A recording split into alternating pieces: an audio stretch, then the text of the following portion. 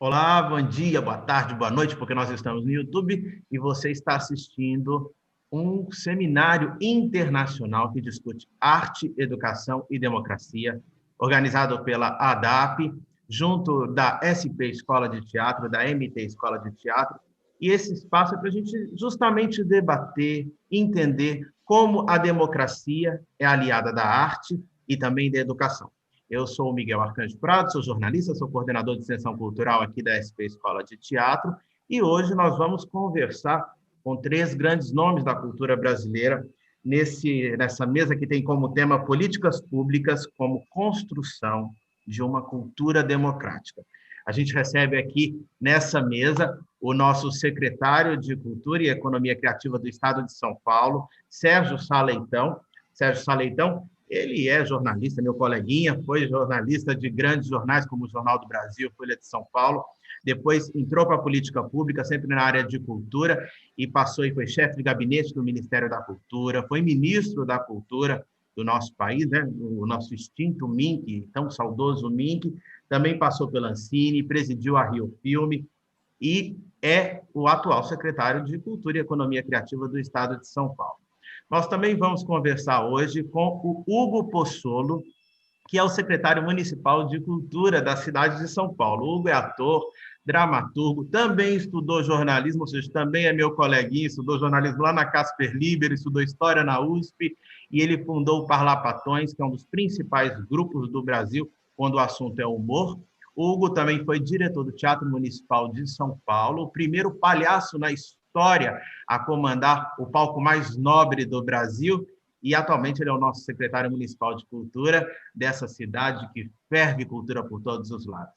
E para terminar esse trio maravilhoso, nesta manhã do dia 4 de novembro de 2020, nós conversamos também com Ivan Cabral. Ivan Cabral é o diretor executivo da SP Escola de Teatro e também da ADAP, e o Ivan é ator, é dramaturgo, é diretor. Ele fundou em 1989 a Companhia de Teatro Sátiros, ao lado de Rodolfo Garcia Vasques, que é um dos principais grupos de teatro do Brasil, com reconhecimento internacional, e neste ano eles estão com peça digital em 3 continentes diferentes. Então, você vê aí o peso mundial dos sátiros, ganharam elogio até da revista Time Out de Nova York, neste ano, como um dos pioneiros aí no teatro digital. Então, nós vamos começar, meus queridos convidados, falando sobre justamente o tema, né, da nossa mesa. Políticas públicas como construção de uma cultura democrática. Nós vamos começar, então. Primeiro, eu vou deixar cada um dar boas-vindas, né? Cumprimentar o nosso público, e depois eu começo com cada um com uma fala mais extensa. Sérgio Saleitão. Obrigado, Miguel. Ivan, muito obrigado pelo convite. É um prazer estar aqui com vocês. Meu caríssimo colega Hugo Pozzolo. Espero que seja um debate construtivo e útil para os que estão nos assistindo. Hugo Pozzolo. Obrigado, Miguel. Obrigado, Ivan, meu querido amigo, parceiro aí pelo convite. Obrigado, Sérgio Saleitão, tem sido super parceiro aí. É muito bom a gente ter esse diálogo constante entre Secretaria de Estado e Secretaria de Município, né? Especialmente o município de São Paulo, pelo tamanho que tem e a relevância que tem. Esse diálogo é fundamental.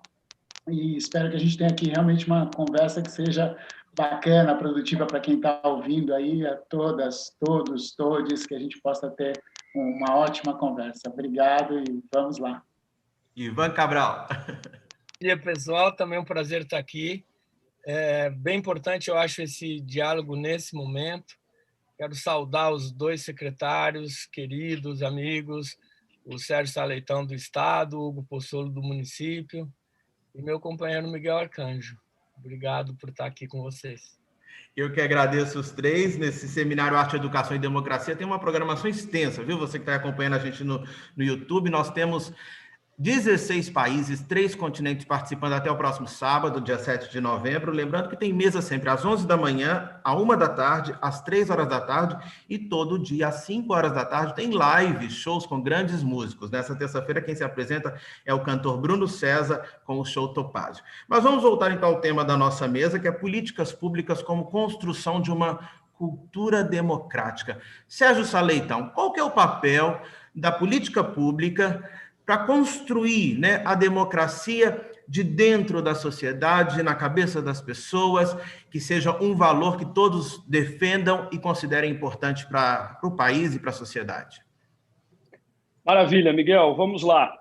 Acho que você colocou dois conceitos na mesa que precisam ser observados, analisados e que, obviamente, estão conectados.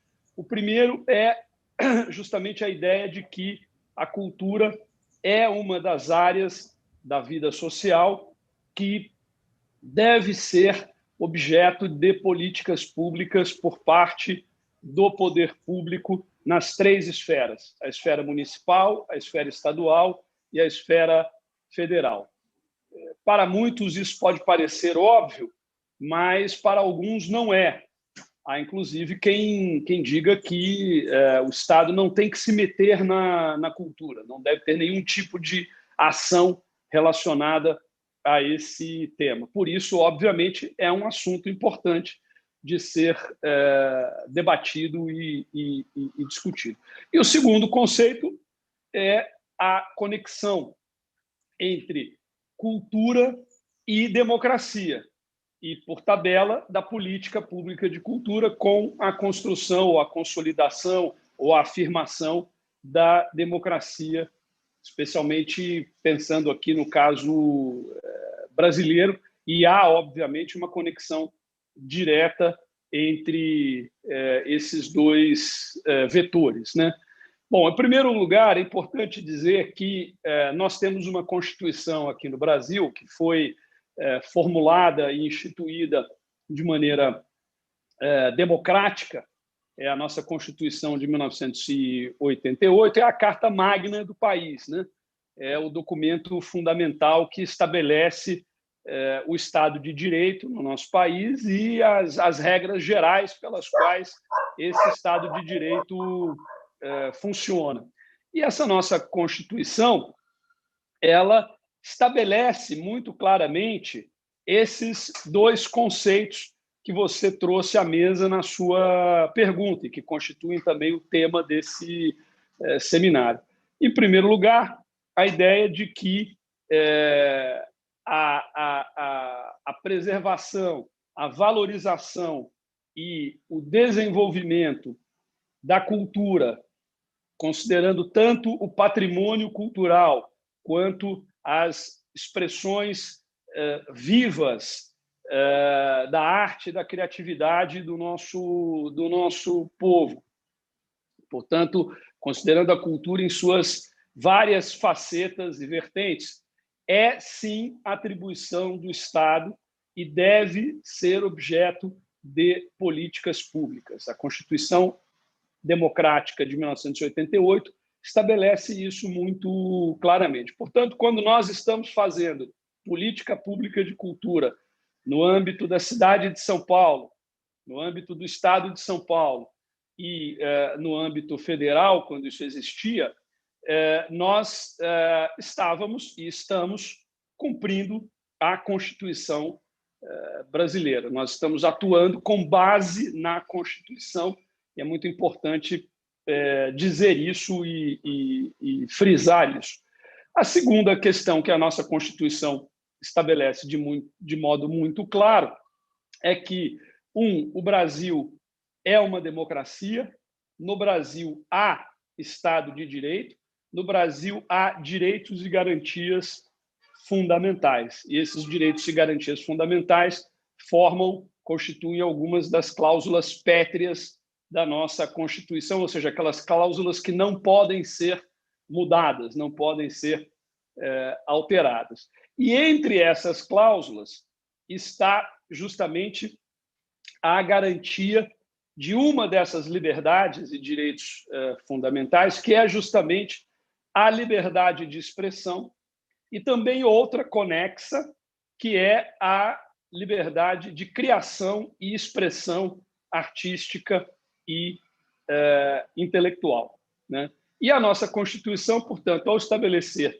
esses dois conceitos como fundamentais para a vida social do país, também estabelece ou permite que nós possamos estabelecer conexões entre esses dois conceitos. De maneira que é fundamental que nós tenhamos no país políticas públicas de cultura que sejam democráticas, que respeitem os valores expressos na nossa Constituição, que levem em consideração e incorporem a pluralidade e a diversidade. E, assim, serão, ao fazerem isso, serão instrumentos não apenas de desenvolvimento da nossa cultura, de valorização das nossas expressões artísticas e criativas, e também de preservação do nosso patrimônio cultural, mas serão também instrumentos de consolidação de uma cultura democrática, porque não basta que nós tenhamos os princípios da democracia, do Estado de Direito e da liberdade expressos na Constituição, é preciso que os cidadãos e as cidadãs pratiquem, exercitem esses valores e esses princípios no seu dia a dia. Por isso é preciso que haja uma cultura democrática. E as expressões culturais, artísticas, criativas têm um papel chave para estimular que esta cultura democrática de valores, de princípios, se dissemine, seja de fato absorvida e exercida pelos cidadãos e cidadãs no seu cotidiano. Para isso, é vital que elas, políticas públicas de cultura, sejam em si democráticas, respeitem esses valores e esses princípios que eu mencionei, que estão muito claros na nossa Constituição, e assim serão elas um instrumento de estímulo para a disseminação e, claro, a construção também, porque isso é algo que é feito, que é construído, que é tecido, que é serzido no dia a dia, a constituição, portanto, de uma cultura democrática que se espalhe, né, e que paute as vidas dos brasileiros. Nós estamos falando de questões essenciais, Miguel, Ivan e Hugo. Isso aqui não é secundário, isso aqui não é superficial, isso aqui não é um floreio. É algo que é absolutamente essencial. Tanto a questão da cultura democrática, da construção e do aperfeiçoamento da nossa democracia, da realização na prática dos valores e princípios expressos na nossa Constituição, quanto essa questão da afirmação da potência transformadora da política pública de cultura e dos seus resultados, né? Portanto, eu acho que é um tema absolutamente fundamental. Eu paro aqui com a minha explanação inicial, passo a bola aí para vocês e me coloco à disposição para a gente seguir aí na nossa conversa, no nosso diálogo. Secretário Sérgio Sá Leitão.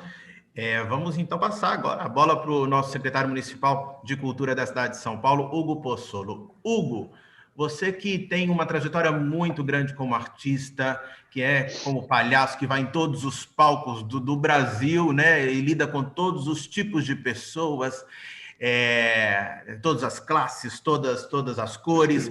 Eu queria você agora nesse posto, né, de secretário municipal de cultura. Como que você acha que a política pública pode desenvolver essa cultura democrática dentro da sociedade para além da Constituição, mas para dentro do coração das pessoas?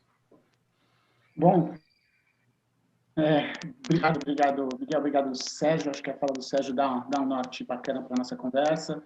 Eu fico pensando que a gente precisa deixar claro como é que a gente tem entendimento do significado da cultura na vida das pessoas para entender essa dimensão na vida política. Então, como artista, isso sempre me tocou, e eu tenho uma definição que vem, óbvio, de um pensador muito importante da estética, que é o Lukács, em que tem uma definição muito simples do que é cultura, né? A cultura é a maneira pela qual a gente exerce as nossas atividades, né? Parece simples e, ao mesmo tempo, é muito profundo, porque toda maneira como a gente desenvolve as nossas atividades humanas, sejam elas o ato de comer, um simples verbo, né? É um bom exemplo, porque a gente aqui no Ocidente come com garfo e faca, e no Oriente se come com uma cumbuca e 2 varetinhas, e em outros lugares você pode comer com a mão, existem receitas diferentes, ou seja, isso traduz um modo de atuar na vida, e este modo de atuar, quando a gente vai falar do fenômeno estético, da arte, da manifestação, da expressão, ela vai acabar se traduzindo também em uma reflexão, em um pensamento. O pensamento necessariamente não é algo estagnado, em geral é algo dialético, dinâmico, que vai de encontro, né, àquilo que a sociedade tem sistematizado, seja do ponto de vista econômico, moral, político, e essa sistematização vai sendo questionada pelas manifestações e pelas expressões. Ela vai sendo questionada tanto da sua estrutura que a faz funcionar para o campo civilizatório, quanto aquela que a detém do campo civilizatório. Então, é muito importante que a gente compreenda que a arte ela interfere na vida da sociedade, a cultura ela é um campo maior do que as manifestações estéticas, do que a arte, porque ela abrange muito mais do que aquilo que nós conhecemos como arte. Evidentemente, a presença do campo cultural, ela é a presença da discussão até da moralidade de uma sociedade, dos seus valores éticos, para além dos seus valores econômicos, né? Porque isso coloca na nossa existência, no dia a dia, os conflitos necessários, né? Para que a gente possa perceber como a humanidade constrói as suas sociedades e como ela busca a civilização. Então, evidentemente, isso já é em si um embate de caráter político, né? Se a gente tomar política como polis, a discussão da polis, a discussão da cidade, ou seja, a discussão das decisões que serão tomadas para a nossa existência, o nosso futuro, desde o princípio grego desta palavra, né? A gente pode compreender que o campo da cultura ele já envolve em si, pelas manifestações artísticas, pela maneira como a gente realiza as nossas atividades, algum tipo de postura e decisão diante do mundo, que é uma decisão também política. A expressão do pensamento, que é traduzido em todas as artes, e esse pensamento não é só esse pensamento racional que nós costumamos entender, não é somente a lógica formal, né? A lógica do pós-classicismo, ou seja, aquele momento que você entende que A mais B pode ser igual a C ou D, mas sim até a desconstrução dessa lógica, que mais tarde os futuristas, os modernistas, os surrealistas vão trazer para a gente, que você pode desconstruir, ela nos atinge também na emoção, no afetivo. E isso faz com que dê perspectiva. Se a gente pegar esse momento de pandemia que a gente está vivendo, a gente tem um quadro que é a dificuldade econômica, que tudo parou, né? A dificuldade expressiva, porque a gente não pode ter um encontro, e, portanto, o encontro nas artes é fundamental, especialmente naquelas que têm contato direto com o público, seja a música, seja as artes cênicas, né? Elas necessitam. Existem as artes visuais, também precisam do encontro com o público, mas ela pode ser distribuída de outra maneira, né? Então, ela pode chegar por imagem hoje pelo computador e você pode desfrutar de algo visual, mas sem a aglomeração, né? Sem o encontro, mas ela não deixa de ser encontro, porque ela é um diálogo, e a partir do momento que se estabelece algum diálogo com o interlocutor, você já está criando códigos e signos de valor simbólico que podem ser abrigados por muitas pessoas ou não, né? Podem ser discutidos ou não por muitas pessoas. Então, nesse sentido, eu acho que toda a ação artística e, evidentemente, todo o campo da cultura, ele vive e sobrevive da questão política. Há um fator que até a negação da política é um gesto político também. Então, quando uma expressão artística diz eu sou não política, ela está sendo política, ela tomou uma decisão de se isentar daquilo, e isso pode gerar também influências naquilo que se decide para a sociedade. Então, quando eu sento na cadeira de secretário, eu não tenho a esquizofrenia de achar que eu, enquanto secretário, eu, enquanto palhaço, enquanto artista, é a mesma pessoa refletindo essas questões. E hoje, diante da pandemia, a questão que me toca passa, pelo campo da diversidade, porque eu acho que tanto o racismo, quanto o machismo, quanto a homofobia são temas muito pertinentes do espírito do nosso tempo e que representam uma profunda reflexão sobre o que a gente pode fazer para a sociedade se distinguir da barbárie, aonde que ela pode se estabelecer realmente de uma maneira, uma perspectiva humana, de uma dimensão maior.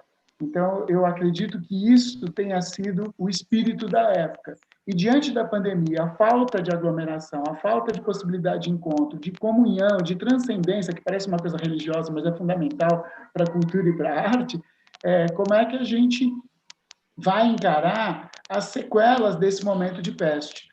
As sequelas do momento de guerra, a humanidade tem refletido, nos filmes, por exemplo, pós-Segunda Guerra para cá, a gente tem uma imensa reflexão sobre o impacto na vida social. Você pode pegar a Guerra do Vietnã, quantos temas sobre veteranos de guerra a gente teve? Quais serão os impactos no luto em que as pessoas tiveram diante da pandemia? Qual o impacto que tem da ausência delas durante 7 meses encarceradas, ou aqueles que não puderam ficar encarcerados tiveram que trabalhar? A gente fala muito nos heróis da saúde, que eu acho que são fundamentais, os enfermeiros que vão lá nos defender, e a gente tem que refletir também no caixa de supermercado, que é um cara que nunca parou e está lá, a moça que está ali atendendo e que não parou o seu trabalho. Isso tem um impacto ali na frente, né, do fator, digamos, que a gente entende psicológico, mas que é de uma dimensão social gigantesca. E eu acho que refletir sobre isso é muito importante nesse momento. E acredito que aí, como atitude política, a gente deve estar atento e sensível a isso. Como a gente deve estar atento e sensível a um outro campo que é citado só no nome da secretaria que o Sérgio ocupa, que é a economia criativa. De que maneira a gente se relaciona com a dimensão também econômica das coisas, porque ela significa a sobrevivência das pessoas. Isso está latente neste momento também. De que maneira isso se situa, porque, em geral, a sociedade quer que a gente só tenha o valor econômico das coisas, ao invés de ter o valor simbólico, que é o que a arte e a cultura podem trazer para nós.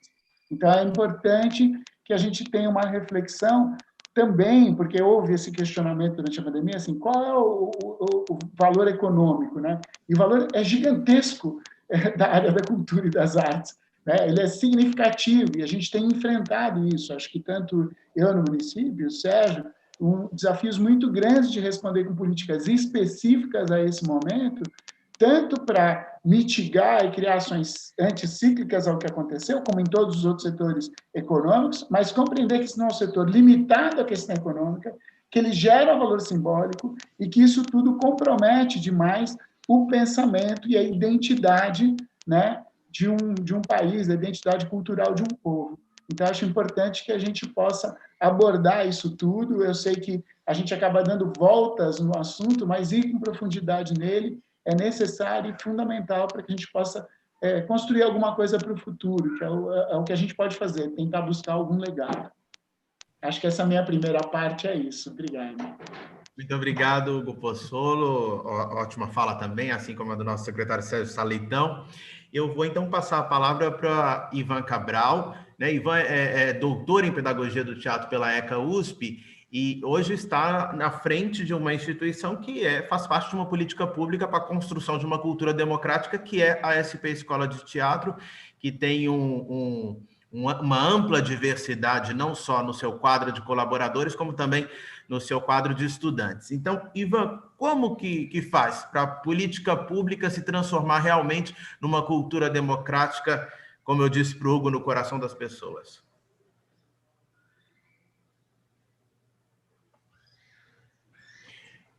Ivan, microfone. Faz parte. O Zoom sem o microfone travado não é Zoom. Eu tinha travado o microfone por causa dos cachorros aqui que latiram, acho que na fala do secretário Sérgio, não sei, e daí eu travei e ficou, desculpem.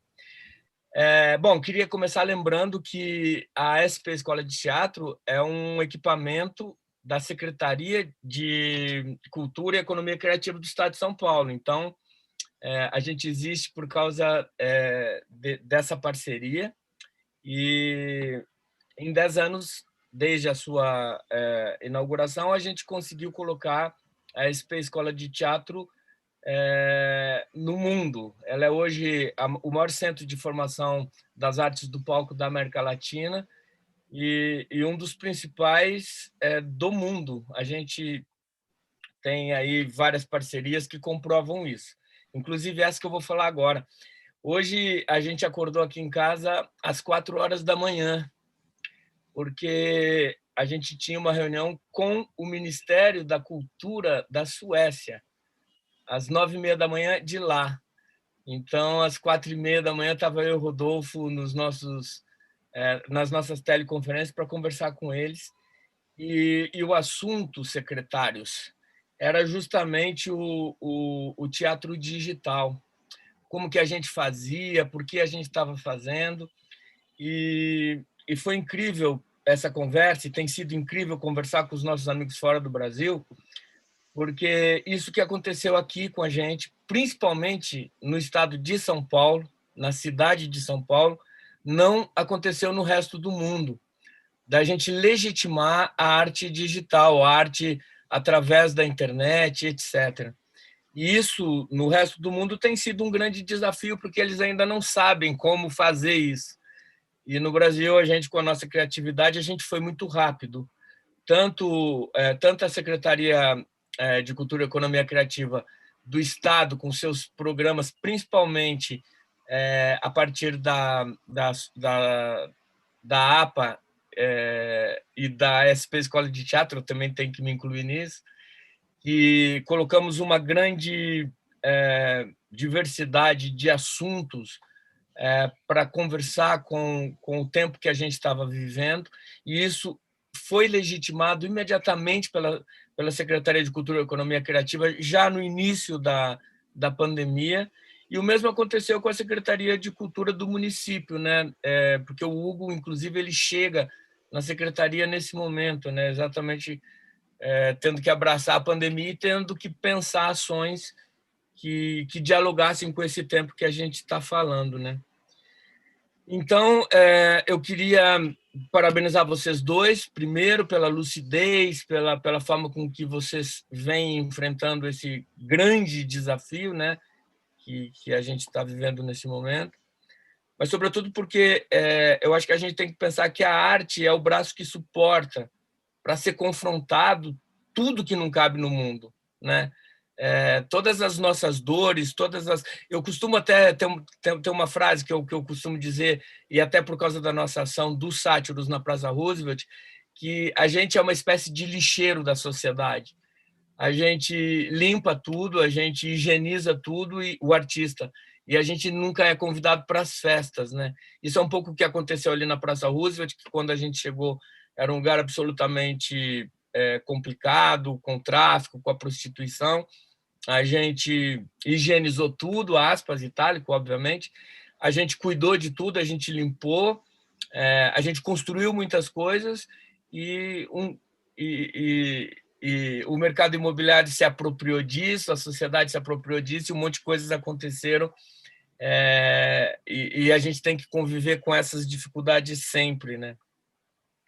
Então, eu acho que o que aconteceu por aqui é muito sensacional, e eu sou muito feliz e tenho agradecido sempre por ser um morador da cidade e do estado de São Paulo, que não abandonaram os artistas em nenhum momento e que criaram projetos e possibilidades para que a gente continuasse conversando. Não à toa, a gente hoje consegue, eu próprio sou testemunha disso, conviver ou consumir a cultura de forma absolutamente plena, sem sair da minha casa, né? Isso eu acho sensacional. Agora, a nossa grande tarefa, eu imagino no Brasil, e eu acho que daí tem a ver com a fala dos dois secretários, né? É tentar valer isso, e eu acho que vocês entenderam que a cultura como objeto de política pública, né? A gente tem sempre sido confrontado com isso, E essa fricção, essa conexão entre a cultura e a democracia, a gente vai ter, é uma prática.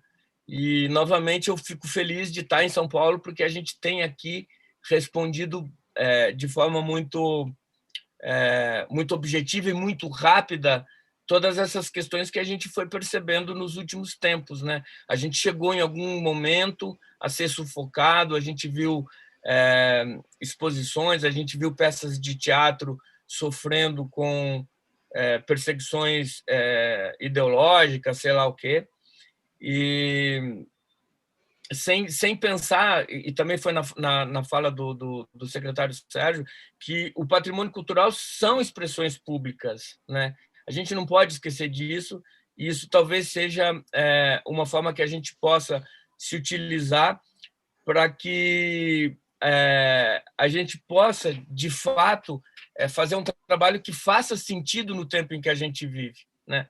E acho que em São Paulo isso, de certa forma, tem acontecido, e eu sou grato novamente por isso, porque a cultura ela faz parte essencial, uma parte essencial do legado dos grupos de teatro, eu falo do teatro porque é a minha praia, né? Mas a gente tem o samba, a gente tem a arte da periferia, a gente tem tantas outras manifestações e que tem comprovado, sim, essa vocação democrática ao longo desses últimos tempos, e principalmente nesses 2, 3 anos recentes. A gente teve que se confrontar com muita coisa, né? E agora, a tarefa de verdade nossa é de instaurar aí um certo caos nessa ordem que existe, né? Porque até quando a gente vai conseguir, de fato, se suportar dentro dos nossos projetos? E eu nem estou falando de pandemia agora, eu estou falando de economia, porque é óbvio que a gente vai viver um momento complicado a partir de algum momento. Imagino que a partir do ano que vem a gente vai ter que centrar foco nas nossas ordens, nos nossos projetos, e eu acho que esse também vai ser um grande desafio que a gente vai encontrar, e também não é uma questão só do Brasil, é uma questão mundial, porque a gente está falando de economias, né, do planeta, e a gente sempre, nós, da área cultural, sempre fomos colocados de lado quando a discussão é meramente econômica, né? A gente é o último ponto da discussão. Mas eu acho que o que aconteceu hoje, então, voltando com essa reunião com a Suécia, eu acho que foi uma coroação desse trabalho que a gente vem realizando aqui, sabe? Porque, dentre as coisas também de falar sobre como que o teatro tinha saído dentro da plataforma digital, e isso era uma coisa que eles queriam muito tentar entender, porque essas produções internacionais nossas contaram com uma coprodução de uma companhia de teatro de Estocolmo, que é a Darling Desperados. E obviamente que pela Darling Desperados ser sueca, isso ecoou bastante dentro da Suécia, e foi por isso que eles queriam ouvir como que a gente tinha seguido. E acho, e daí, secretário, também foi para a SP Escola de Teatro a discussão, como que uma escola de teatro suporta o ensino digital. E isso foi sensacional, porque era também um lugar de muita dificuldade para trabalho, né? O teatro, como que você vai fazer teatro dentro... mas a gente está aprendendo com o tempo. Eu acho que talvez o legado mais bacana que irá ficar desse tempo que a gente está vivendo são essas conexões, são essas redes que a gente, ao longo desse período, aprendeu a conviver. Eu acho que tem muitas coisas bacanas que a gente descobriu para poder responder ao tempo que a gente vivia. E isso, para mim, Miguel, então, fazendo ponte à sua questão, né, é o que a gente conseguiu aprender com esse espaço aqui. Eu acho a internet muito democrática, eu acho sensacional as possibilidades que a internet nos dá, né? Imagina, a gente se conecta com a Suécia em tempo real, através de telecopresença, né? E algo que seria absolutamente improvável, impossível se pensar até o ano passado, porque a gente não se utilizava dessas plataformas para fazer reuniões desse tipo, né? E, de repente, ela existe a partir de agora. Então, que a gente se conecte mais, que a gente se fale mais e que a gente tenha força e projetos para poder propor coisas para o mundo que nos desafiem, sobretudo, e que respondam um pouco também às apreensões da sociedade, que começa a entender a nossa importância a partir da impossibilidade deles de responder seguramente coisas que até o ano passado a gente tinha certeza. Eu acho que 2020 vai ser um ano que vai nos colocar em xeque, vai nos colocar para começar a mudar muitas questões que a gente achava que eram óbvias até então. Então, bem-vindos ao futuro, secretários, né? Eu acho que a gente tem esse desafio agora também de tentar amarrar tudo isso e entender como que a democracia, a partir de agora, ela pode, de fato, determinar os nossos caminhos. Obrigado. Muito obrigado, Ivan. Ivan, vou usar o nome do espetáculo que vocês fazem, né, no mundo todo, que é a arte de encarar o medo. Acho que o Ivan foi muito esse ator que encarou o seu medo. Dia 20 de março, no auge do começo da pandemia, todo mundo com medo trancado, o Ivan foi para a tela do celular no Instagram fazer a peça Todos os Sonhos do Mundo, né? E isso foi o primeiro ator do mundo inteiro a fazer isso, depois foi sendo seguido por grandes nomes, grandes atores, o mundo foi descobrindo, está descobrindo essa questão do teatro digital. Acho que é importante, sim, legitimar, e reitero o que o Ivan disse em relação aos dois secretários, porque tanto a Secretaria de Cultura e Economia Criativa do Estado de São Paulo quanto a Secretaria Municipal de Cultura foram os primeiros órgãos culturais a legitimarem os artistas na internet como arte, a criarem editais que fizessem algum tipo de pagamento para esses artistas que estavam impossibilitados de trabalhar. A gente sabe que a lei Aldir Blanc só está chegando agora, no finalzinho do ano. Essas pessoas tiveram que sobreviver de março até agora. Então, quero dar parabéns aos três aí por ter encarado o medo. E é com esse nome desse espetáculo, A Arte de Encarar o Medo, né, que eu vi que foi elogiado no Los Angeles Times, em Nova York, em jornal da Nigéria, falando de teatro brasileiro. Parabenizo os sátiros, o Ivan, porque realmente vocês colocaram o Brasil na vanguarda do teatro digital, e o mundo todo está falando do teatro digital que o Brasil fez.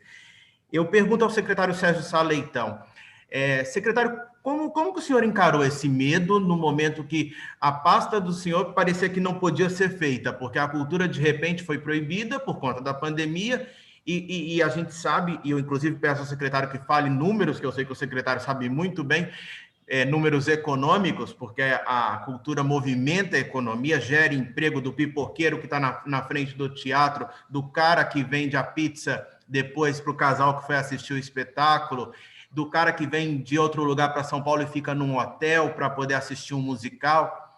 Secretário, como que o senhor e a sua pasta encararam esse medo e transformaram isso em ação?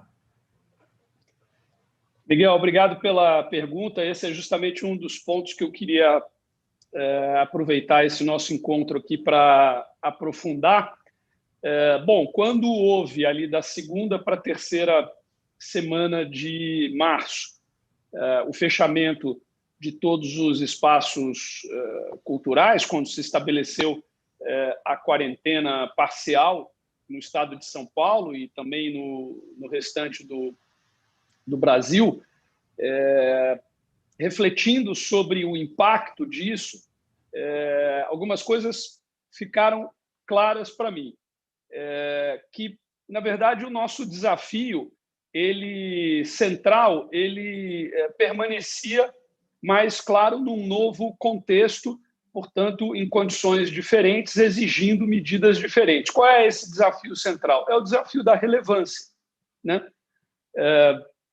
Nós da cultura, da arte, da economia criativa, seremos cada vez mais reconhecidos e valorizados se formos cada vez mais relevantes para a sociedade.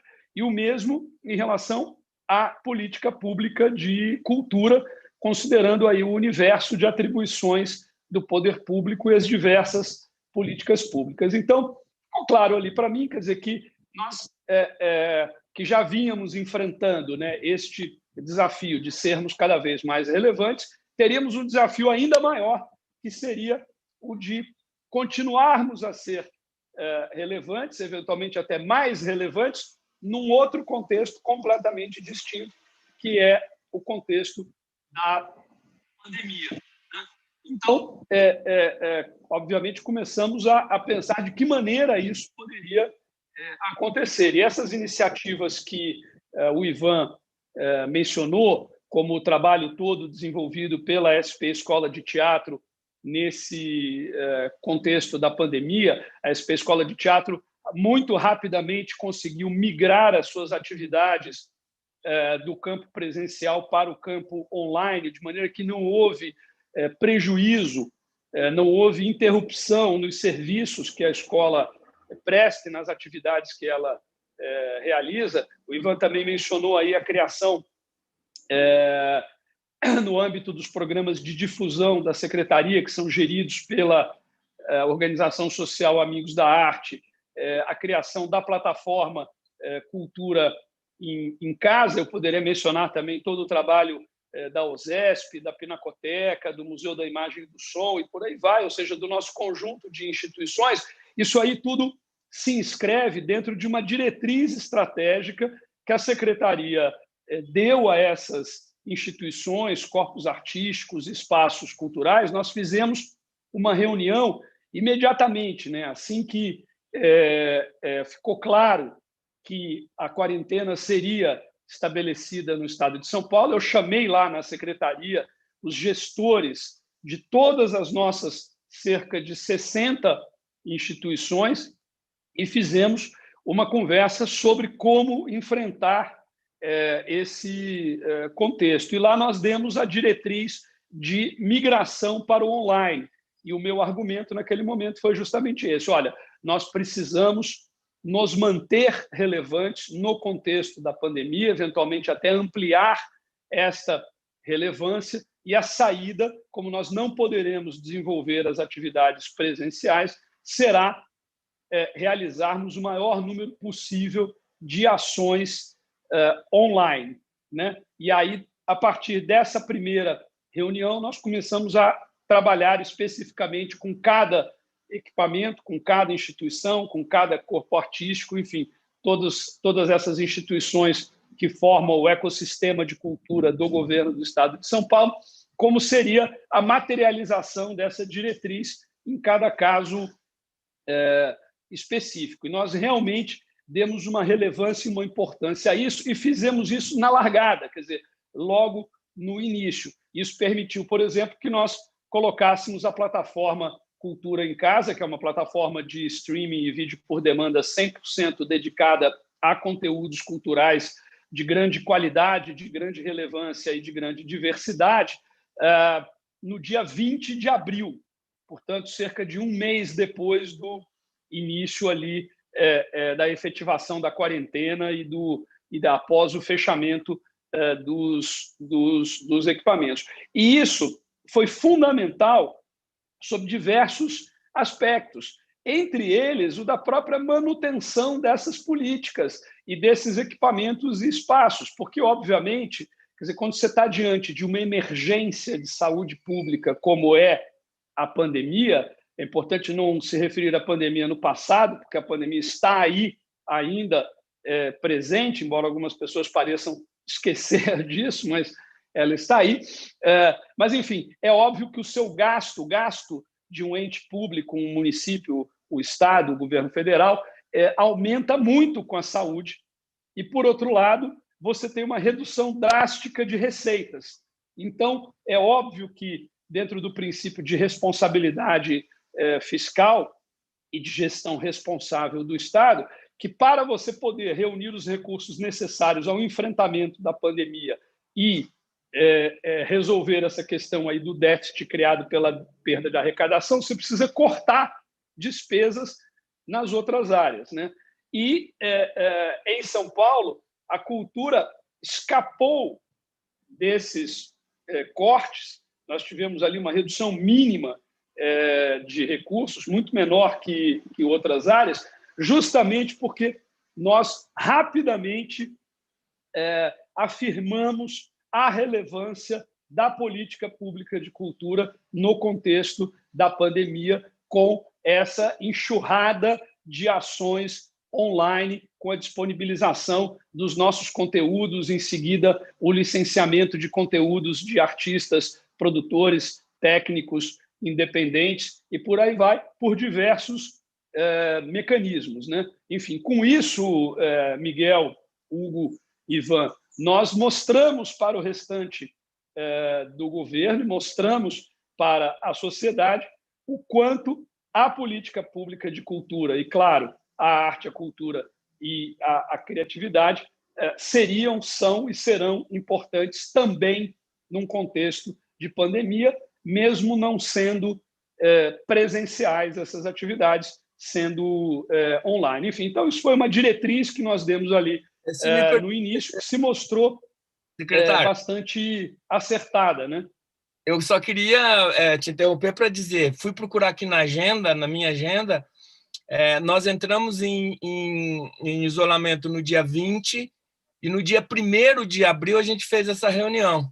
Isso. Foi muito rápido, 10 dias depois já se tinha um pensamento para o que poderia ser feito. Vocês foram muito rápidos, e eu acho que isso a gente precisa deixar registrado.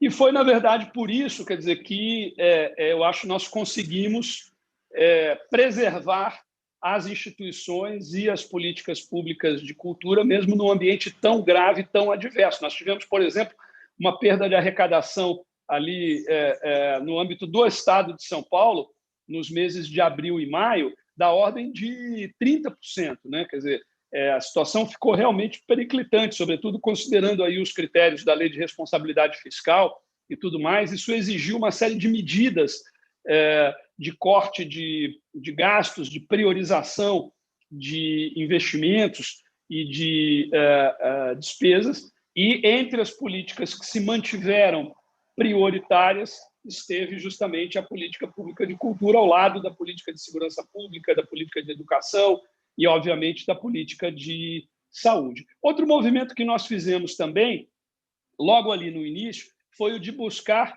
entender o alcance e a dimensão da crise, justamente para dar fundamento à justificativa desta relevância que eu mencionei e da necessidade de nós termos medidas anticíclicas no campo da cultura. Então, nós realizamos ali também, no final de março, isso foi feito com recursos internos da Secretaria inicialmente, um estudo sobre o impacto econômico, quer dizer, qual seria, considerando os dados que nós dispunhamos, o impacto econômico da crise sobre o setor cultural e criativo de São Paulo, uma estimativa do tempo de paralisação das atividades presenciais e também uma estimativa do tempo de recuperação. Eu solicitei ao governo que incluísse esse setor dentro do levantamento feito periodicamente pela Fundação SEAD, isso foi incorporado, foi feito, e nós realizamos um estudo interno com os nossos recursos e, ao mesmo tempo, também acionamos a FGV para que ela realizasse um estudo. Só que o estudo da FGV levaria, obviamente, mais tempo, por conta de toda a burocracia, etc.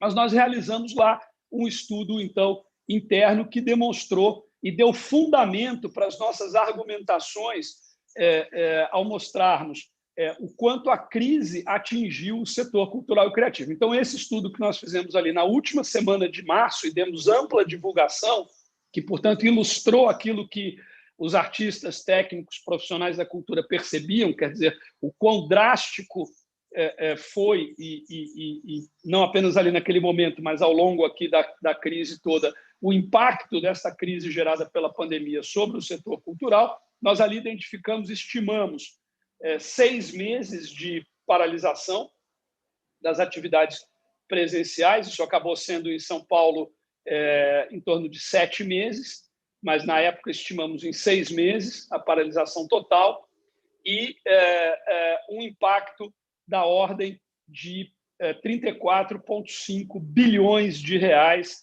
ao longo de todo o período da crise e da recuperação lenta e gradual, que nós estimamos em 16 a 20 meses para que seja viável retomar o mesmo patamar de atividades e também de geração de riqueza, de oportunidades, empregos, renda, etc., anterior ao início da crise, né?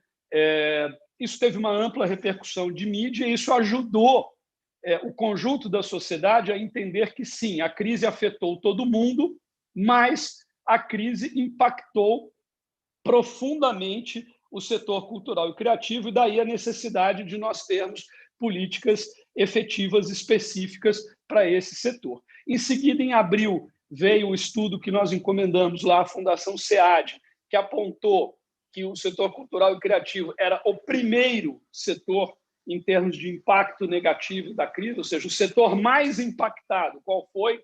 Esse estudo da Fundação SEAD apontou, foi o setor cultural e criativo, né? E, portanto, o setor que se encontrava na maior vulnerabilidade econômica. Isso permitiu, quer dizer, não apenas chamou a atenção da sociedade, sensibilizou a sociedade, os agentes públicos, etc., como permitiu que nós, no final de março e no início de abril, lançássemos imediatamente duas medidas anticíclicas de grande impacto, que foram a linha de crédito para empresas do setor cultural e criativo no âmbito da Desenvolve São Paulo, com 500 milhões de reais e condições muito facilitadas, e depois, logo em seguida, a criação de uma linha de microcrédito, aí operações até 20 mil reais para empreendedores culturais, para microempresas da área de cultura no âmbito do Banco do Povo,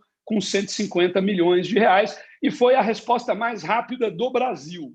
Quer dizer, nenhum outro estado, nem o governo federal, ninguém lançou medidas anticíclicas tão rapidamente quanto o governo do estado de São Paulo, e isso baseado tanto na análise que nós fizemos do contexto e das diretrizes que nós colocamos ali no final de março, início de abril, quanto também nesses estudos que ampararam essas medidas. Depois, nós fomos lançando uma série de novas medidas, como o lançamento do PROAC ICMS, o lançamento do PROAC Editais, ambos com valores recordes, também o lançamento do programa Juntos pela Cultura. No final das contas, nós lançamos, com recursos próprios do governo do estado de São Paulo, um conjunto de editais com um valor total de 177,2 milhões de reais para apoio a 4.800 projetos. Não apenas conseguimos manter o patamar de 2019, como ampliamos, né? Disponibilizamos mais recursos e fizemos editais também mais abrangentes, enfim, e N outras medidas complementares, né?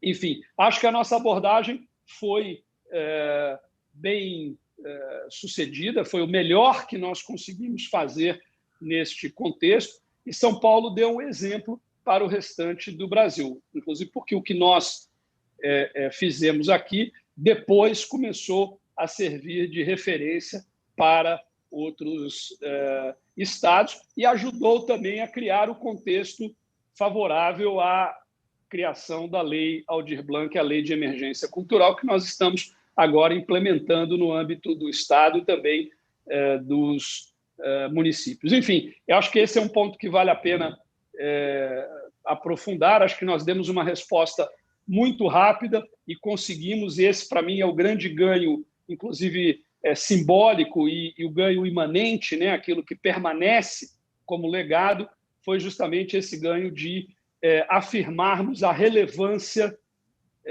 da política pública de cultura e das expressões artísticas, culturais e criativas no contexto da crise e do enfrentamento da crise gerada pela pandemia, que é a maior crise que já houve no nosso país em todas as suas dimensões, não apenas econômica, mas social também, e por aí vai, né? Acho que conseguimos mostrar para a sociedade o quão importante é a arte, o quão importante é a cultura, o quão importante é a criatividade, ainda mais num contexto tão adverso quanto o contexto da pandemia. E não foi, né, Hugo, sem luta, porque nós tivemos que enfrentar aí, inclusive, forças políticas que se opuseram a essa visão, tanto no município quanto no Estado, mas se mostraram minoritárias e se mostraram, inclusive, incapazes de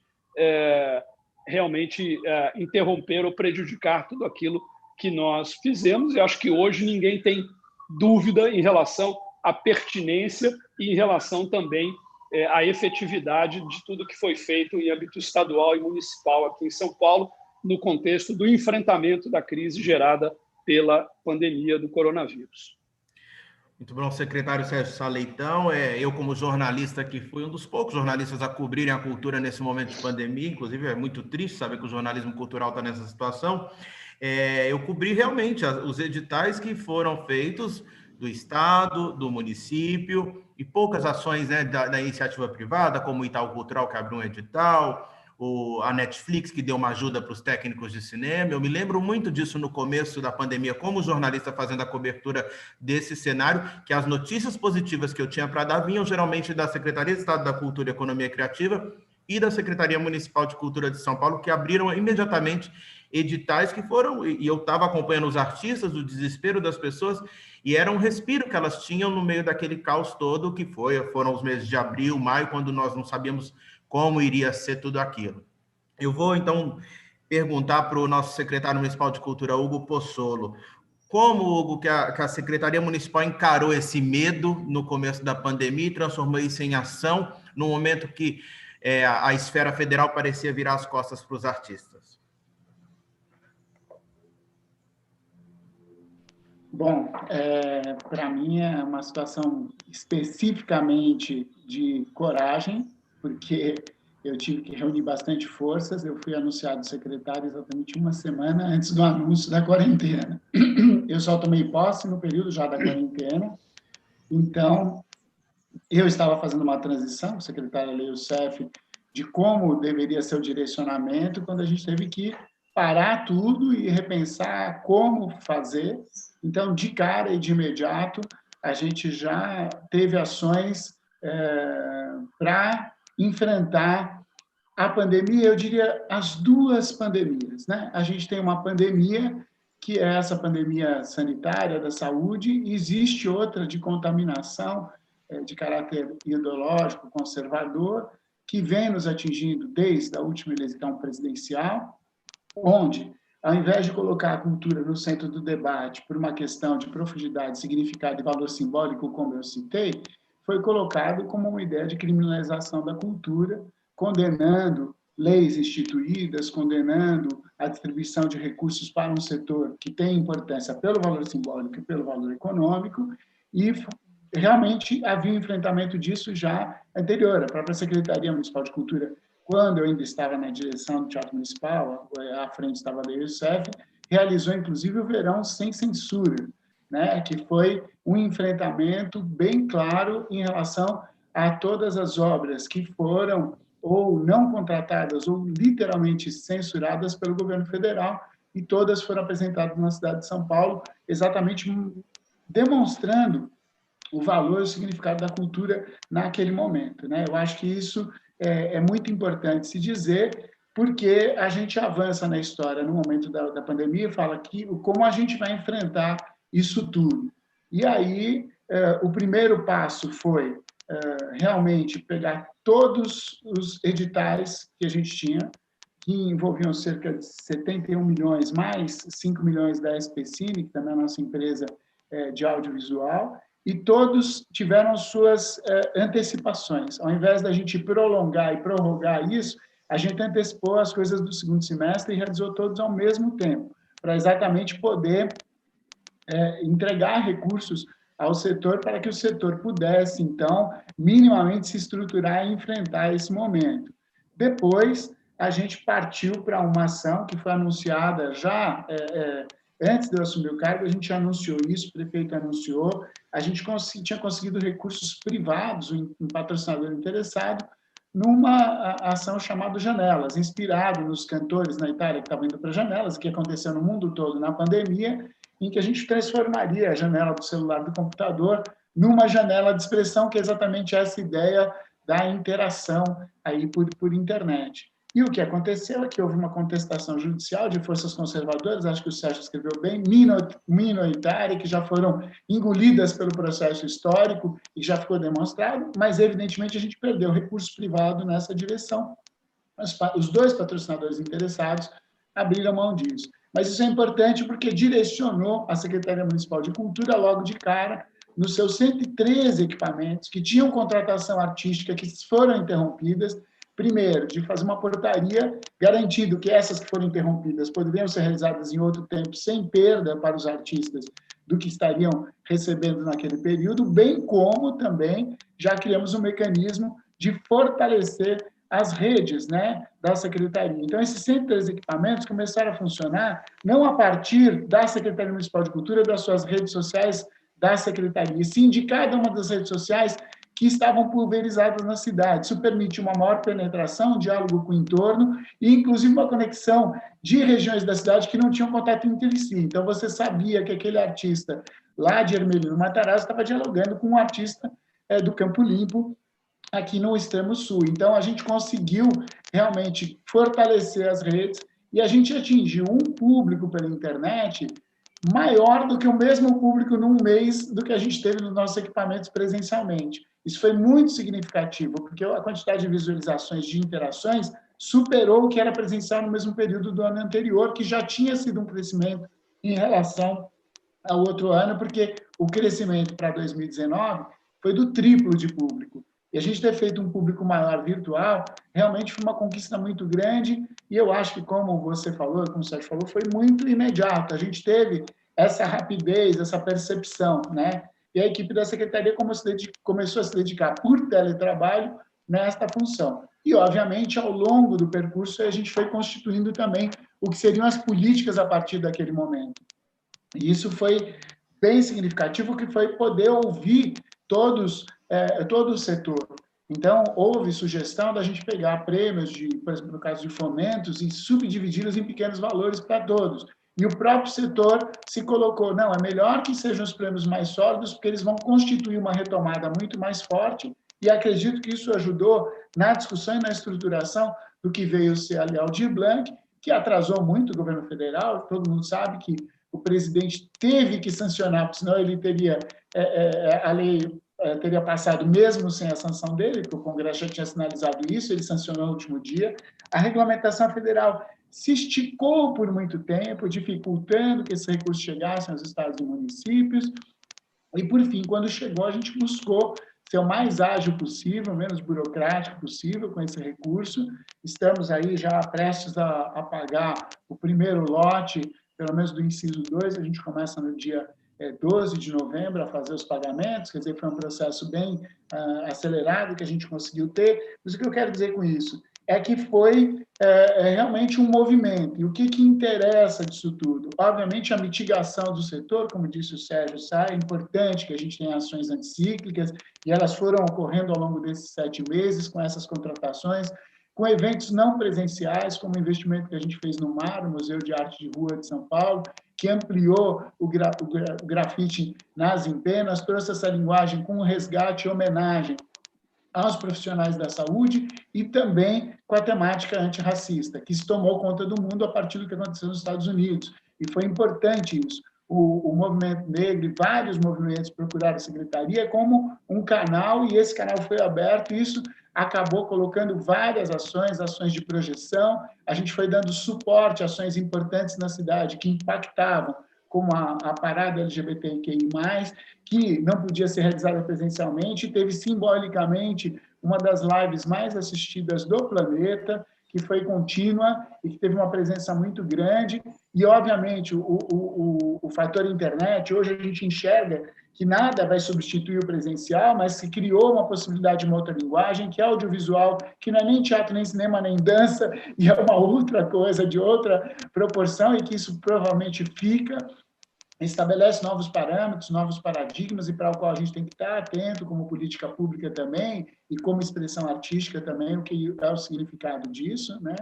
E eu acredito que existem legados, dois legados que eu acho que são muito importantes, que está na construção da Lei Aldir Blanc, acho que o Sérgio teve nessa militância, a gente também teve, e teve essa militância, inclusive, no Congresso para aprovação, tanto do governador quanto do prefeito da cidade de São Paulo, batalhando ali com seus pares para que a lei fosse aprovada, mas é muito importante dizer que tem um legado, que é aquilo que se batalhou em termos de política pública do Fundo Nacional de Cultura por muito tempo, está demonstrado que é um caminho viável de chegar a recursos federais na ponta, nos municípios, nos estados, com direcionamento, ou seja, o caminho está trilhado. Eu acho que a partir da Lei Aldir Blanc a gente pode conseguir uma discussão nacional significativa, com a presença dos gestores estaduais e municipais, que foram muito ativos durante o tempo todo, os fóruns de internet foram muito significativos para isso, e esse é um saldo fundamental, de que a gente constitua realmente,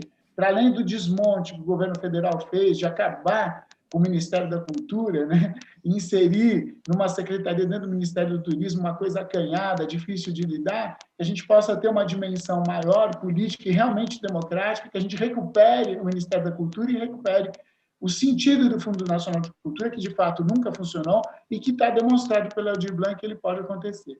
Na cidade de São Paulo, a gente está aproveitando aquilo que teve uma semente no SP Cultura, que era uma forma de cadastramento, de mapeamento constante e vivo, né, permanente mapeamento das atividades. A gente quer associar isso, aquilo que nós já criamos na gestão, como grande agendão das atividades público-privadas da cidade na área cultural, e ampliar esse agendão para um grande observatório da atividade. Talvez uma das grandes dificuldades, aí o Sérgio citou, é como buscar dados, como ter dado desse setor. Esse setor ele tem a formalização de empregos e tem muito emprego informal. Acho que a gente passa por essa dificuldade. O Sérgio ficou na Lei Aldir Blanc aí, com o desafio daquela mitigação dos R$600, que é individual, que é exatamente aquele para colocar alguma coisa na geladeira de quem ficou sem trabalho. Sabe a dificuldade que é realmente a gente ter essas pessoas inscritas e definidas, porque há muita informalidade, há muita dificuldade de ter o número dessas pessoas. A estimativa na cidade de São Paulo era de 30 mil, que nunca se confirmou, a gente não tem dados disso, e criar um observatório para que a gente tenha esses dados é fundamental no desenho das políticas públicas futuras, né? Ele é um legado fundamental e no qual a gente está fazendo um grande investimento. E, nesse sentido, eu acho que a gente coincide também com uma perspectiva de política pública que entende a questão do valor simbólico, que eu falei de maneira mais subjetiva e abstrata na minha primeira explanação, mas que diz respeito a essa questão da economia criativa, de como ela se insere no contexto da sociedade neste momento, de como tem que ter uma afirmação de que as atividades culturais geram renda e emprego, geram trabalhos diretos e indiretos e geram renda indireta. A cidade de São Paulo, sem o Réveillon, sem a parada LGBTQI+, sem grandes eventos como o Carnaval, ela tem uma queda de arrecadação na cidade e na economia que rebate. Como você deu o exemplo do pipoqueiro, do restaurante, da hotelaria, são vários setores que sofrem uma influência direta do setor cultural e que também estão sofrendo com isso, e a própria arrecadação dos municípios, dos estados, que cai com isso, como no relato do Sérgio, falando dos 30% que caem de arrecadação do Estado, e que fazem um susto em relação a quem tem a responsabilidade fiscal, quem está sentado na cadeira de gestão e fala: como é que eu fecho as contas no final do ano para que ela seja entregue com a devida responsabilidade? Existe a exigência, a pressão de um lado de que os recursos saiam, e de outro lado você tem que tomar o cuidado porque a arrecadação caiu. Então, essa potência de gestão é que a gente sente que, fico feliz que no município tenha tido todo o cuidado e empenho, eu acho que isso aconteceu no Estado também, no atendimento, primeiro, a questão da saúde, essa prioridade, ela aconteceu, né? Ela foi fundamental, os hospitais de campanha, a maneira como tudo aconteceu, a queda nos índices, né, na capital e depois também no Estado, e a maneira como isso avançou. Hoje, a gente tem que ter o cuidado também do valor simbólico. Demorou-se bastante para voltar com o setor cultural, por um cuidado, né, das vigilâncias sanitárias, no sentido de não retomar de repente, não só, eu acho, por uma questão do sanitário, mas pelo o impacto dessa imagem. Né? Usaram muito a imagem das pessoas nas praias, imagino que não usariam a imagem das pessoas em eventos.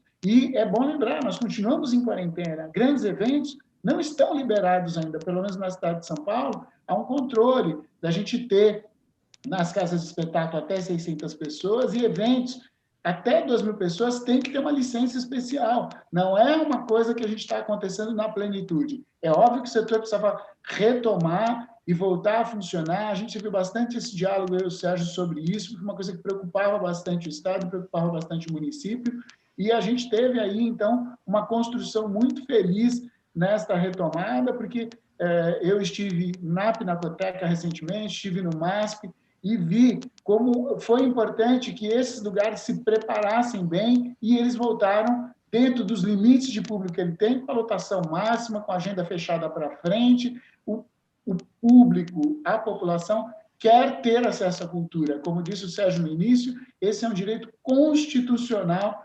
fundamental e o qual a gente tem que atender, a nossa obrigação. A gente não está fazendo mais do que a nossa obrigação. A visão política, a visão de gestão, é como traçar os melhores caminhos para isso, e eu acredito que o município e o Estado construíram isso muito bem, tanto a gente não pode ficar se orgulhando do que fez, que parece, né? O orgulho sempre mata o herói trágico, mas a gente tem que ter realmente um mínimo de orgulho cabível numa situação dessa, de que a gente se tornou referência para o país inteiro daquilo que foi acontecer em termos de políticas públicas. Então, eu fico muito confortável da gente estar falando aqui, deixar isso registrado historicamente, dentro desse documento, que é esse depoimento, porque a cidade, o Estado, tem uma pulsão cultural e uma referência fundamental. Tanto que São Paulo tem aí, nessa gestão, na nossa gestão, defendido a ideia de São Paulo, capital da cultura, que é uma coisa reconhecida pelo Fórum Mundial das Capitais Culturais, o World City Cultural Forum, que São Paulo passa a integrar a partir desse ano passado como convidado esse ano oficialmente, e que simboliza muito isso.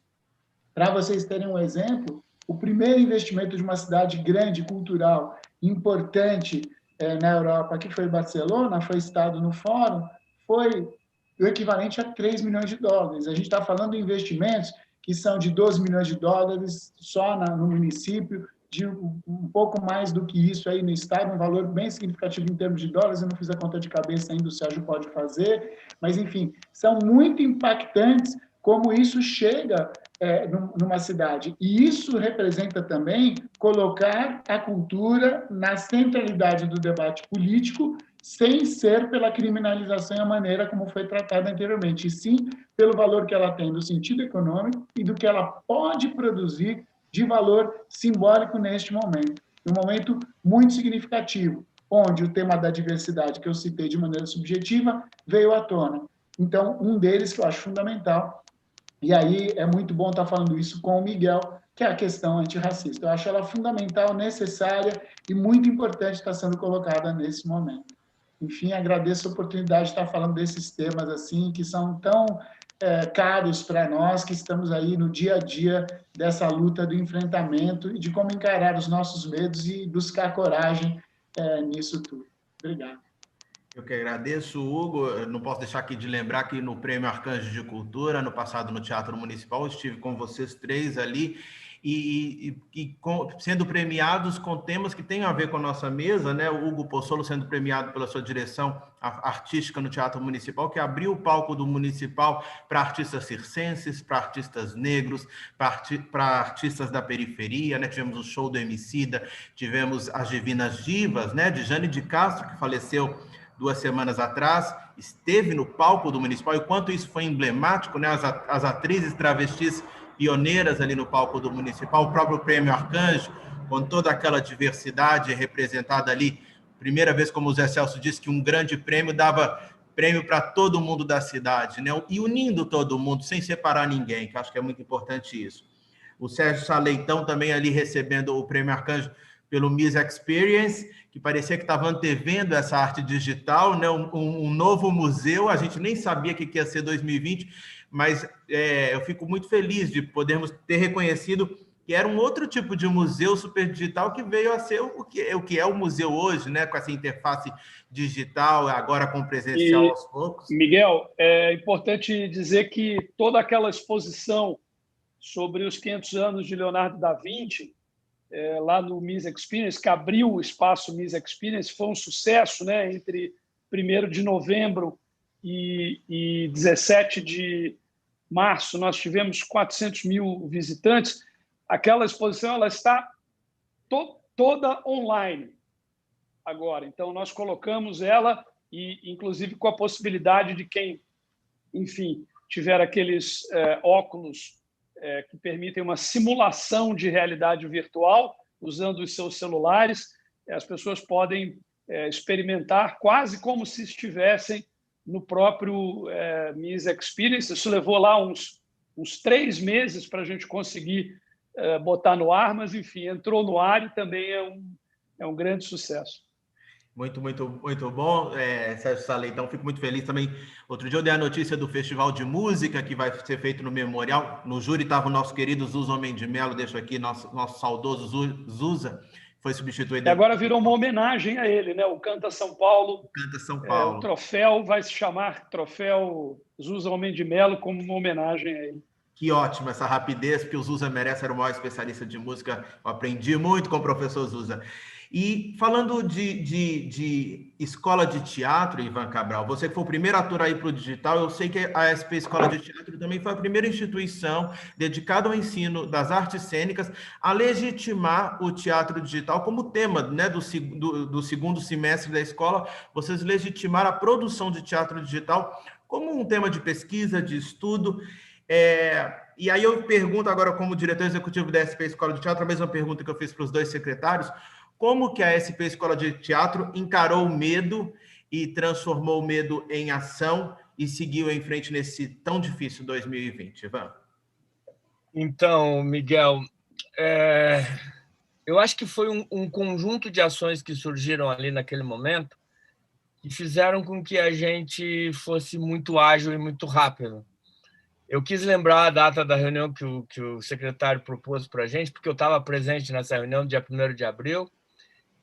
Quando nós fomos em reunião, a gente já tinha a provocação da Secretaria de Cultura e Economia Criativa que a gente devesse apresentar um projeto para eles de como nós reagiríamos. E eu acho que isso foi fundamental e foi muito sensacional o que aconteceu naquele momento, porque eu me lembro também que eu integrei a comissão que iria discutir os protocolos para... Foi muito incrível o que estava acontecendo naquele momento, que é o final de março, entre a SP, Secretaria de Cultura e Economia Criativa, etc. A gente não pensou nem 2 vezes, na verdade. Quando a gente recebeu a determinação de que a gente iria para o isolamento, imediatamente a gente começou a ir de forma até meio amadora, meio intuitiva, porque a gente não tinha o Zoom, a gente não tinha algumas plataformas que depois se definiram, né? Eu me lembro que o Rodolfo tinha um Zoom pessoal dele, ele emprestou para a SP, tinha uma formadora que era a Suzana, que também tinha uma assinatura do Zoom, ela emprestou para a SP, a gente tentava o Google Meet, a gente foi... Então, essas 2 primeiras semanas foi bem confuso. Eu me lembro que vários formadores e estudantes da escola ficaram perdidos e duvidando da eficiência, né? Mas também sem se opor ao mesmo tempo. Era só uma questão que se colocava naquele momento. Mas imediatamente, cara, se cumpriu tudo isso. Assim, foi um processo muito bonito, porque não foi um processo coletivo. A SP inteira, porque também a gente também tem que lembrar que teve todo o pessoal do administrativo, do financeiro, que tiveram que trabalhar em suas casas, e como seria isso, né? Mas tem uma coisa bacana também. O Hugo está no início desse projeto, e lá atrás a gente sempre falou que a SP estaria antenada com o seu tempo. E isso se comprovou ao longo dos anos. A gente sempre foi muito atento na SP, não que nós não acreditemos na tradição, não é isso, pelo amor de Deus, mas a gente aciona a tradição a partir do contemporâneo. Nunca na SP a gente vai ter uma história de teatro, história do teatro grego 1, 2, 3. Nós vamos falar da Grécia a partir do contemporâneo, e eu acho que isso que é o mais sensacional dentro do projeto, né? Então, a gente sempre teve muito à frente dessas discussões. A questão digital da SP sempre foi importante, a gente sempre apostou muito nisso, a gente sempre esteve presente nas redes sociais, a gente sempre esteve acompanhando esse processo todo, Miguel. E se, num primeiro momento, a gente, aspas, itálico, pelo amor de Deus, duvidou, ficou meio triste, hoje é uma alegria o que está acontecendo na SP Escola de Teatro, porque todo o trabalho desse semestre ele é digital, então os experimentos todos estão acontecendo a partir da plataforma Zoom. Nós tivemos agora, na semana passada, a abertura desses experimentos. O que a gente encontrou foi sensacional, foi surpreendente, eu diria, porque todos os nossos estudantes, formadores, etc., eles foram com muita força para esse lugar. E agora eu queria falar com o secretário Hugo Pozzolo, né, que falou que não era teatro, não era não sei o quê. Hugo, eu torço, mas muito para que não seja. Porque daí a gente vai ter inventado uma coisa. Como eu acho que em 2020, em pleno século XXI, não se inventa mais nada, a gente não inventa mais a roda, né? Eu tenho certeza que isso é teatro, sim. Eu tenho certeza que que essas experiências todas elas são legitimadas, até pelo que veio antes, entende? Você pega lá eu tenho sempre falado isso para os estudantes. Quando você chega na Grécia, a tecnologia já estava lá. 500 anos antes de Cristo, já tinha o Deus Ex Machina, já tinha altamente o trabalho que eles faziam ali era altamente tecnológico, sabe? Toda a questão da acústica que se discutiu naquele momento também, que é absolutamente científica essa discussão. E tudo que a gente foi vendo na história do teatro, né? E o teatro ele sempre se apropriou do audiovisual nos últimos muitos anos. Se você pega o Vestido de Noiva, do Nelson Rodrigues, de 48, tem uma rubrica que ele fala projeção, e o cara vai ao microfone, o Pedro, o Dalaide, vai ao microfone para falar alguma coisa. Isso é uma rubrica de 1948. Então, o teatro ele sempre caminhou com as tecnologias, né? Todo o trabalho, toda a relação do vídeo que chegou ao teatro nos últimos, sei lá, 30, 40 anos. Então, eu acho que chegou a vez da gente ir para a internet. Sabe, se num primeiro momento a gente estava se apropriando de imagens e de questões que eram digitais e que não nos pertenciam, que não nos eram de direito, nos sites, meu Deus, a utilização de projeção, a gente fez isso a vida inteira, de microfones, de internet, a gente pôs a internet no palco muitas vezes. A gente fazia uma peça no site que a gente tinha um robô que era manipulado por um artista em Montevidéu através de internet. Lá em Montevidéu, ele manipulava isso. Miguel viu essa peça que 2012, 13, mais ou menos. Então, era a vez da internet, da gente habitar a internet também, né? com as nossas inquietações. Então é isso. Eu, de verdade, novamente, eu não me canso de falar isso. Assim, como eu sou agradecido primeiramente, e orgulhoso também de participar desse processo político que a gente está vivendo, né? Com relação às secretarias de cultura do município e do estado. O que aconteceu de verdade, e eu falo com propriedade porque nesse momento a gente o Sátiro está trabalhando com o Fomento, que é da Secretaria Municipal de Cultura, e na ADAAP a gente tem um contrato de gestão com a Secretaria de Estado de Cultura e Economia Criativa, ou seja, eu estou trabalhando diretamente com esses dois caras, então eu sei o que eles pensam e sei as determinações dele. Por isso eu quis lembrar a data daquela reunião. E para aquela reunião que está acontecendo no dia 1º de abril, ela foi pensada 10 dias antes. Vocês entendem como foi muito rápido? A gente saiu no dia 20, no dia 1º a gente já tinha lançado os primeiros pontos disso tudo, e historicamente isso vai ser muito importante, Sérgio. E o trabalho do Hugo também, que chega, empossado secretário no meio dessa loucura toda. Então, eu acho que sim, nós estamos dando exemplo, não é mais para o país. Eu falei, a gente começou hoje o dia fazendo uma reunião com o Ministério da Cultura da Suécia, meus caros. A gente não está falando com o Ministério da Cultura aqui de Parelheiros, onde eu estou agora, né, que é no meio do mato. Enfim, a gente está discutindo uma... Peraí, calma, pelo amor de Deus, Parelheiros é sensacional, gente. Retiro tudo que eu falei.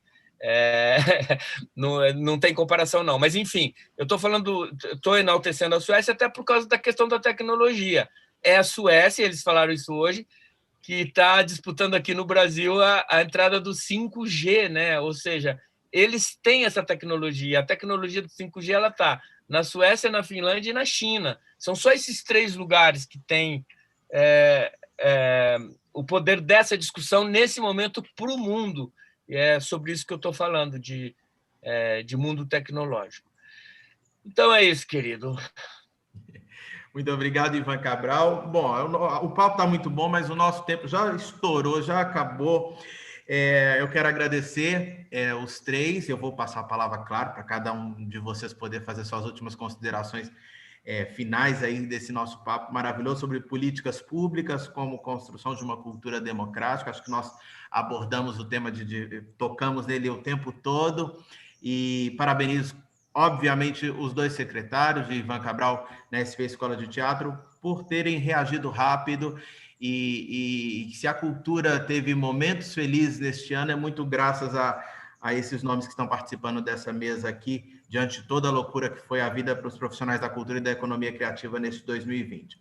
Lembrando que o nosso seminário Arte, Educação e Democracia vai até o dia 7 de novembro, sábado agora, sempre começa às 11 da manhã, 1 da tarde e 3 horas da tarde. Todo dia, às 5 horas da tarde, tem show. Hoje a live é com o cantor Bruno César. Então, muito obrigado, Sérgio Saleitão, Hugo Pozzolo, Ivan Cabral.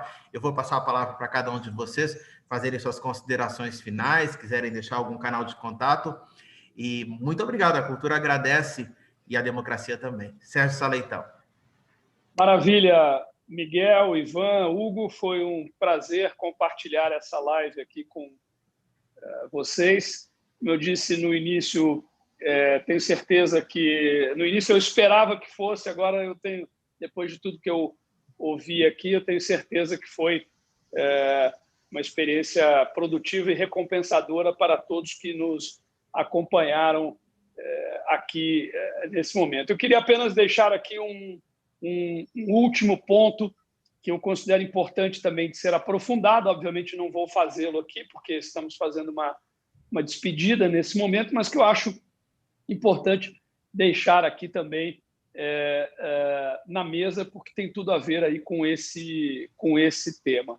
Essa ideia altamente nociva que se consolidou em parte da sociedade brasileira nos últimos anos, de que o Estado não tem nenhuma responsabilidade em relação à área cultural, não tem nenhum papel a desempenhar nesta área, que, portanto, não deve haver política pública de cultura, não deve haver um Ministério da Cultura ou uma instituição semelhante, enfim, por aí vai. Essa ideia, como eu disse, ela é altamente nociva e ela não tem amparo racional, lógico.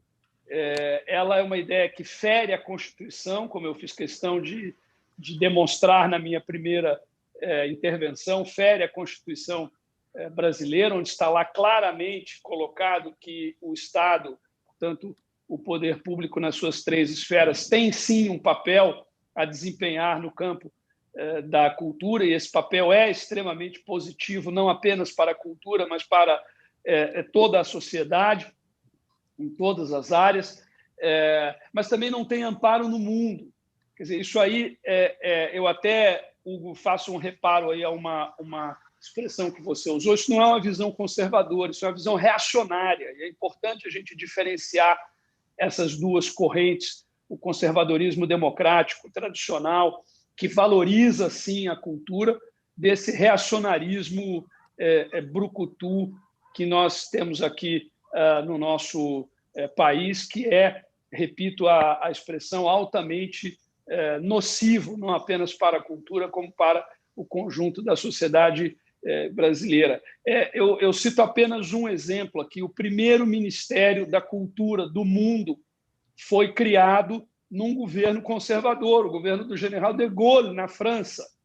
Então, e você vê aí, por exemplo, agora no Reino Unido, onde há um governo conservador, do Partido Conservador britânico, todas as políticas públicas de cultura foram não apenas mantidas, como aperfeiçoadas. Foi um governo que reagiu muito rapidamente nesse campo, com um programa de investimento nessa área como resposta à pandemia, e por aí vai. Quer dizer, enfim, então, não tem nada a ver. Conservador de verdade também valoriza a cultura, assim como os progressistas de verdade também valorizam a cultura. O que nós temos é que tirar da mesa essa noção arcaica, reacionária, de que o Estado não tem responsabilidades na cultura. Tem sim, porque vou apenas deixar um exemplo aqui. Sem o Estado, nós não teríamos hoje a oportunidade de ver de perto as pirâmides do Egito. Certamente elas teriam sido transformadas num shopping center ou num empreendimento imobiliário, porque é da natureza do mercado que esse tipo de coisa aconteça. Mas é absolutamente fundamental que nós sejamos capazes de preservar, de valorizar o patrimônio cultural, e o patrimônio cultural é algo vivo, que está se transformando e se afirmando diariamente. Portanto, a cultura que se faz hoje passa imediatamente a fazer parte do que nós chamamos de patrimônio cultural. E se há um país onde faz sentido que você tenha o Estado impulsionando, estimulando essa área, é o Brasil, porque aqui nós temos um potencial imenso no setor cultural e criativo, ainda não realizado, inclusive em termos de promoção, de geração de desenvolvimento econômico, geração de renda, geração de emprego, geração de inclusão,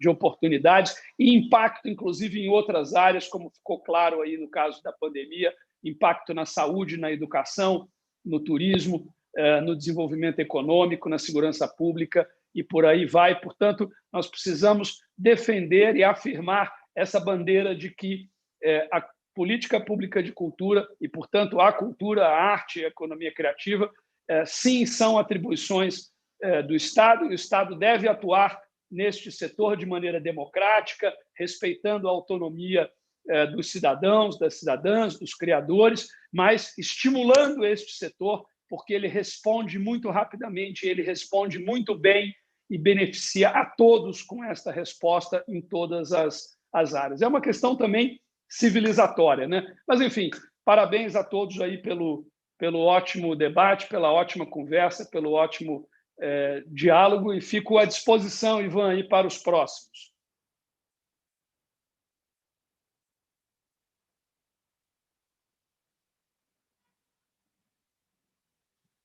Agora fui eu que fiquei sem áudio, mas já voltou. Muito obrigado, secretário Sérgio Saleitão. Vamos passar a palavra para o nosso secretário municipal de Cultura, Hugo Possolo. Obrigado. enfim, eu acho que o Sérgio conseguiu detectar ali a minha tentativa de suavizar, de ser um pouco eufêmico em relação ao pensamento conservador. Ele está absolutamente certo, né? No campo democrático a gente ouve todos os lados. É que realmente tem sido difícil o enfrentamento a esse reacionarismo, que se traduz num pensamento que a humanidade poderia estar livre, que é o pensamento fascista. Infelizmente, ele é presente na nossa existência. Então, a gente sempre tem que tomar o cuidado para não acirrar a ideia de polarização, que muitas vezes nos coloca no desafio de não achar uma solução. Então, a gente tem buscado agir com pensamento definido em relação a essa questão da cultura, sobretudo que ela seja colocada como um valor importante para a sociedade, como uma prioridade.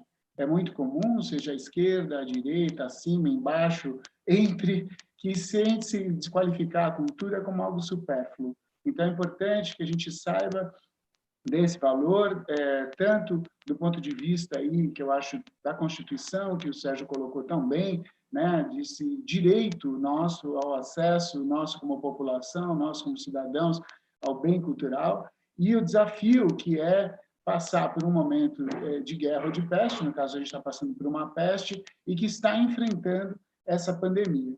Curiosamente, como eu falei, acho que a gente enfrenta duas pandemias, uma delas é a pandemia sanitária do Covid-19, e a outra é uma pandemia global, não é só brasileira, né? Relativa ao elogio à ignorância, onde parece que pela democratização dos acessos à comunicação, em que a busca de identidades ela se traduz em também você falar as coisas menos civilizatórias possíveis e elas ganham agregados, e isso parece que criou uma força política a qual eu acredito que a cultura e todos nós aqui combatemos, e é disso que a gente está falando, e, infelizmente, para o elogio à ignorância, ainda não inventaram uma vacina. Para a vacina do Covid-19, a gente vai poder conviver, vai poder avaliar todo o sentido da expressão artística, de como ela se mudou e se transformou com esse momento, e aí o que o Ivan falou é brilhante, no sentido de que se constroem outros modelos e outras tecnologias para alimentar o que a gente está fazendo, né? Teatro, na sua origem, por exemplo, é aquele lugar onde se vê a vida ao longe, né? Aquele sentido de ver na colina a manifestação grega à distância, você está vendo a vida a partir da colina, daí que surge a palavra teatro, e que quer dizer exatamente a absorção de todas as formas expressivas, sem negar essas tecnologias de maneira nenhuma, apenas somente sentindo a dor da gente não ter o presencial, de não ter o contato, de não poder abraçar, de não poder encontrar, de poder olhar olho no olho, mas nada que a tecnologia não nos ajude a fazer de outra maneira. Então, também acho que todas as expressões vão se constituindo, né? Houve resistências a diversas expressões ou aos meios pelas quais elas foram difundidas, né?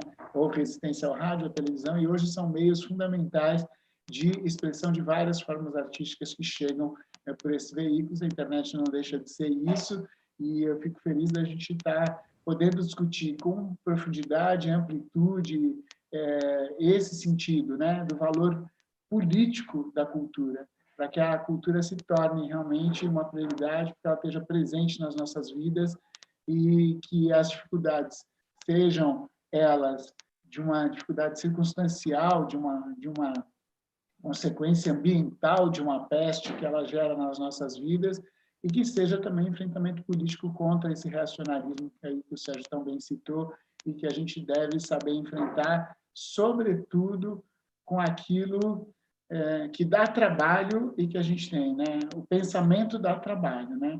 A ignorância ela se acomoda. Então, certamente, o pensamento vencerá, não porque somos melhores, mas porque estamos certos. Obrigado. Está certíssimo, secretário Hugo Pozzolo. Vamos passar, então, a palavra para as considerações finais para o nosso Ivan Cabral. Bom, eu acho que a gente chega no cerne da discussão quando eu penso no projeto da SP Escola de Teatro, que foi estruturado a partir do final lá do ano zero de 2000, né? Sei lá, Hugo, a gente começou a pensar isso em 2006, por aí. A gente ficou alguns anos se reunindo para pensar um projeto de formação que fizesse sentido, e é interessante pensar que lá naquele início as coisas que a gente imaginava para o futuro, elas acabaram fazendo todo sentido, né? Porque ao pensar, por exemplo, numa escola que trabalhasse a partir da experiência, e foi isso que a gente propunha, né? Mexendo com toda a questão de acumulação que a gente não queria que tivesse dentro do nosso projeto, que é como pensar a formação, por exemplo, a história da arte 1, 2, 3, história ética 1, ética 2, e que isso não fazia mais sentido no processo cognitivo de um estudante do século XXI, o que parecia, na verdade, ser uma grande piração, e acabou sendo a grande experiência que a gente pôde conviver. E eu me lembro que a gente falava muito, Hugo, naquele início, de como a gente tinha que rever a história, né? Que a história ela poderia ser modificada e que a gente tinha obrigação de modificar a história, que a história não era algo estanque que não pudesse ser reformulada. E é isso que a gente começou a fazer dentro do nosso projeto da SP Escola de Teatro, trabalhando a autonomia desde o início, não só dos nossos estudantes, mas de toda a equipe diretiva do projeto. E parece muito simples falar em autonomia, parece muito simples relembrar tudo isso que eu estou reafirmando aqui, mas foi muito difícil, porque nós não sabemos nos colocar de forma autônoma no mundo, né? Nós artistas, nós gestores, e que a gente precisa ouvir mais, que a gente precisa praticar a escuta cada vez mais complicada em tempos tão terríveis como a gente está vivendo. Eu saio desse encontro muito alegre, muito otimista. Que bom que a cultura está nas mãos desses dois caras. Um eu conheço há muitos anos, né? Cresci junto. O Sérgio é mais recente, mas eu tenho me surpreendido sempre com as posições dele e com as questões que ele nos estimula a pensar. Então, que a gente continue tendo futuro, que a gente encontre esse espaço de diálogo cada vez mais. Parece simples também dizer isso, mas não é assim. É muito difícil a gente encontrar interlocução na vida. E eu acho que esse é o grande momento para a cultura em São Paulo, porque a gente tem gestores que estão ouvindo, que querem ouvir, que querem trocar com a gente, que é o caso dos dois secretários que estão aqui. Eu sou muito agradecido por isso também. Obrigado, Miguel, também pela escuta, obrigado pela maneira com que você vem conduzindo o seu trabalho, né? Sempre ouvindo a gente, sempre falando sobre os nossos trajetos. Sei que é difícil, e vida longa para a gente. Obrigado. Valeu, Ivan Cabral, vida longa. Então, muito obrigado, Sérgio Saleitão, Hugo Possolo, Ivan Cabral, nosso secretário da Cultura e Economia Criativa do Estado de São Paulo, Sérgio Saleitão, nosso secretário municipal de Cultura da cidade de São Paulo, Hugo Possolo, nosso diretor executivo da SP Escola de Teatro, Ivan Cabral. Lembrando que o seminário Arte, Educação e Democracia, um seminário internacional com 16 países, 3 continentes, discutindo as questões da arte, da cultura, da democracia, e é um tripé que tem que andar juntinho.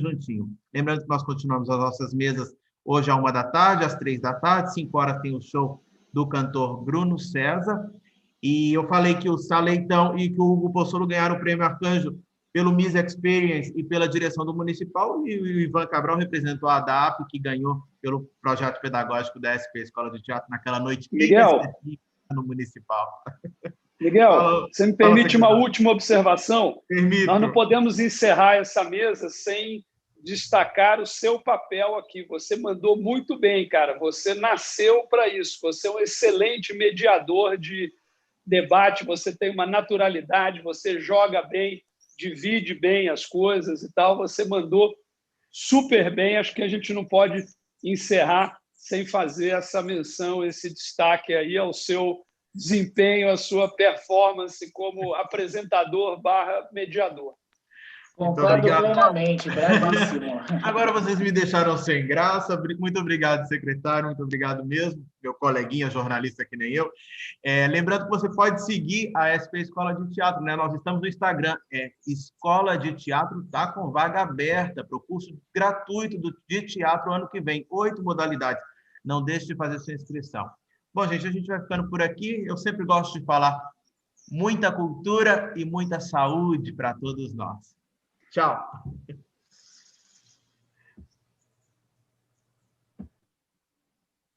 Oi, gente.